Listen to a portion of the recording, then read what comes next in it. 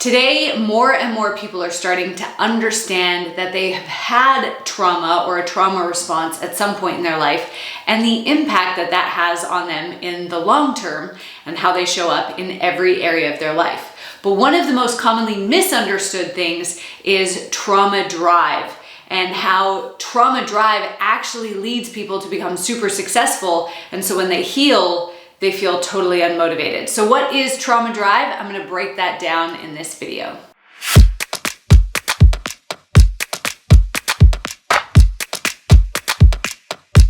Hi, my name is Tiffany Toombs. I'm a high-performance mindset coach that has worked with thousands of people across the world to let go of their trauma so that they can truly step into the successful version of themselves that they want to be.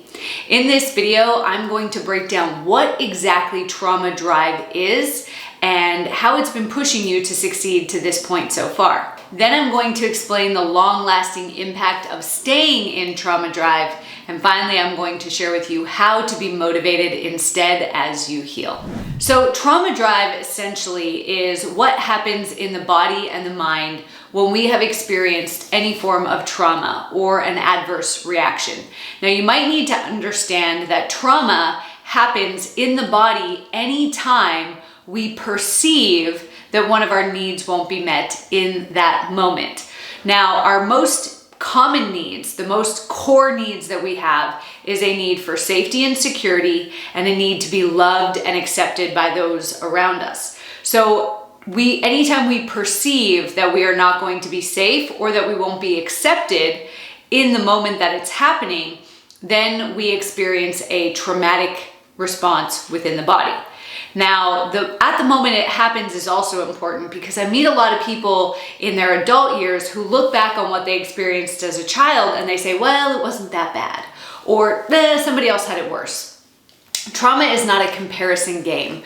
We don't have to compete with other people and say, well, you're more worthy of healing because my trauma was nothing compared to yours. We're all worthy of healing. We all have trauma of some sort, and carrying around any amount of trauma does not serve you or the world in general. So because we are experiencing a traumatic response in our nervous system, what happens is our nervous system moves into survival mode. And trauma drive is really being driven by this survival mode, believing that we always have to just focus on survival. And this is why a lot of people who have a lot of trauma can actually make a ton of money without actually healing the trauma, is because they're being driven by survival. There's never enough. I have to do more. I have to get more. I have to stockpile all this money. I have to have more success because that's the only way I'm going to be safe, or that's the only way I'm going to be accepted. The problem is that this has long-term negative impacts on the body. Now, before I get to those, I want to invite you to subscribe to my channel. I'm putting out brand new videos every single week to help you heal your trauma and move into a position of power and potential so you can discover what you're truly capable of. Go ahead and click that subscribe button and like this video while you're there. So when we stay in survival mode, week after week, month after month, year after year, even decade after decade, what it does is it starts to have a very negative impact on the body. And it leads us to adrenal fatigue and to burnout.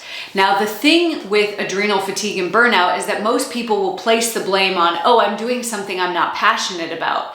And so they'll leave that job, right? In 2021 and even 2022, we've seen the great resignation from corporate America. All these people who are saying, my job is burning me out and I don't want to go back. But then they jump into another job or they start a business and they realize that the burnout and the adrenal fatigue is following them. And that's because those symptoms, those conditions did not come from the job. Yes, stress from the job impacted it, but it didn't actually solve the root problem, which is that their body is in survival mode. Now, when we are in survival mode all the time, what happens is our thoughts are primarily focused on how do I make it through today? How do I survive today? Now, our thoughts cause our body to release a hormone. Now, the hormones that our body is going to be producing when we're in survival mode is adrenaline and cortisol. These speed up the heart. They allow us to get ready to fight or to run away from a threat. Now, in short-term doses, there's absolutely nothing wrong with adrenaline and cortisol. We wouldn't have them if they were terrible hormones. The problem is when they're being pumped out into our body day after day, week after week, etc., is that our body starts to reset, to recalibrate our emotional thermostat to believe that we need a certain level, a higher level than normal, of cortisol and adrenaline in order to function. So our body cells actually become addicted to getting a specific amount of adrenaline and cortisol. Now, those hormones lead to us having a feeling or an emotion, say anger, say frustration, say fear, say anxiety, stress, overwhelm, whatever it is. And the emotions loop back up to cause us to think more of the same thoughts. And so once we get into this spiral, it becomes very difficult to get out. Now, once our body has reset the emotional thermostat to needing to be in a place of stress or overwhelm to feel normal, what happens is we always have to be stressed out.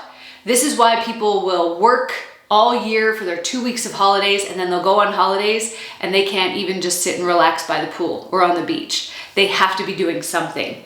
This is why people will sit down to watch Netflix and they need to be doing other things on their phone because they can't just watch the show. This is why people will go to bed at night and their thoughts will start spinning and they can't relax and they can't sleep, is because they have programmed their body to need this stress. This starts to impact our relationships, where now if we don't have stress and chaos in the relationship, we see it as boring. Oh, this relationship lacks chemistry. Does it? Or is it just that you're used to stress and chaos and you've convinced yourself that nothing is normal without it? It also starts to impact our health. Long term, when we're getting hit with all of this cortisol, that leads to inflammation in the body, which leads to a breakdown in gut health, a breakdown of our immune system, so now we're more likely to get sick. And over the long term, it actually leads us to developing autoimmune diseases and disorders.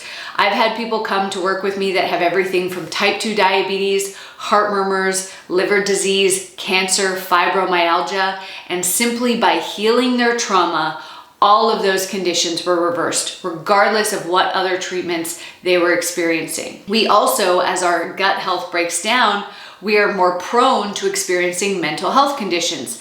Everything from depression, anxiety, bipolar, all the way up to schizophrenia have been linked back to poor gut health. So you can see now why Trauma Drive might make you a lot of money, but it's going to shorten your life in the process. So how do we heal and still stay motivated to take action in our life? Well, before I share that with you, I want to hear from you. Any of those symptoms that I have just listed off, do those resonate with you? Do you feel like you're in a state of burnout or adrenal fatigue? Go to the comments below and let me know. So one of the biggest concerns with high achievers in particular is what's going to happen to my business, to my motivation, to my drive to succeed when I heal this trauma and I no longer need the stress to push me? Well, there are two types of motivation in this world. There's the motivated by pain, which is called away from motivation. We're attempting to run away from something. And in the case of Trauma Drive, we are motivated by the pain of not surviving. So we always have that thought of, I'm gonna run out of food, I'm gonna run out of money, I'm gonna run out of something, there's not enough, I have to get more now.